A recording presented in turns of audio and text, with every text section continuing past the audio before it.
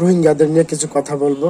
প্রায় 10,000 রোহিঙ্গাকে বৈধভাবে সিম বিতরণ করবেন জানিয়েছেন দেশের সরকার। এতদিন রোহিঙ্গা যারা ছিলেন বাংলাদেশে 14 লক্ষের ওপরে রোহিঙ্গা, তারা যারাই সিম ব্যবহার করেছেন মুঠোফোনে অবৈধভাবে, সেটাকে বৈধভাবে নতুন করে সিম বিতরণ করা হবে। আগে যারা অবৈধভাবে সিম ব্যবহার করছেন সবার সিম ব্লক করে দেওয়া হবে।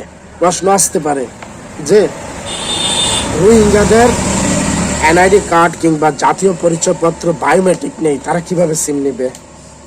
এর বিপরীতে প্রগ্রেস একটি কার্ড, সাধারণ প্রগ্রেস একটি কার্ড দেওয়া হয়েছে। ওই প্রগ্রেস কার্ডটির মাধ্যমে তারা সিম নিতে পারবেন বলে জানিয়েছেন দেশের সরকার।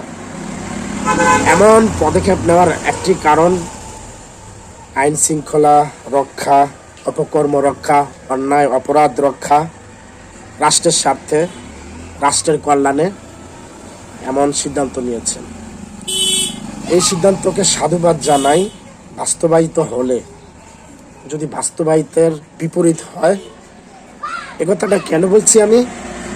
এ কথাটা বলার একটি কারণ, আমাদের বাংলাদেশে আইন শৃঙ্খলা থেকে শুরু করে উপর মহল থেকে নিম্নমহল পর্যন্ত কোনো নিয়ম নীতি শৃঙ্খলা নেই। এই জন্য কথাটা বলছি।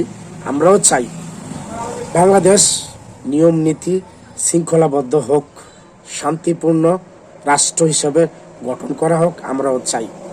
যে রোহিঙ্গাদের নিয়ে কথা বলছি, তারা যদি আগামীতে কাল হয়ে দাঁড়ায়, তাহলে রাষ্ট্রের জন্য ভয়াবহ কারণ হয়ে দাঁড়াবে এই রোহিঙ্গা একটা সময়।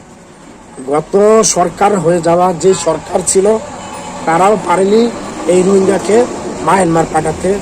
এখন যে সরকার রয়েছে, তারাও পারছে না এই রোহিঙ্গাদের মায়ানমার পাঠাতে। জানি না আগামীতে কি হবে।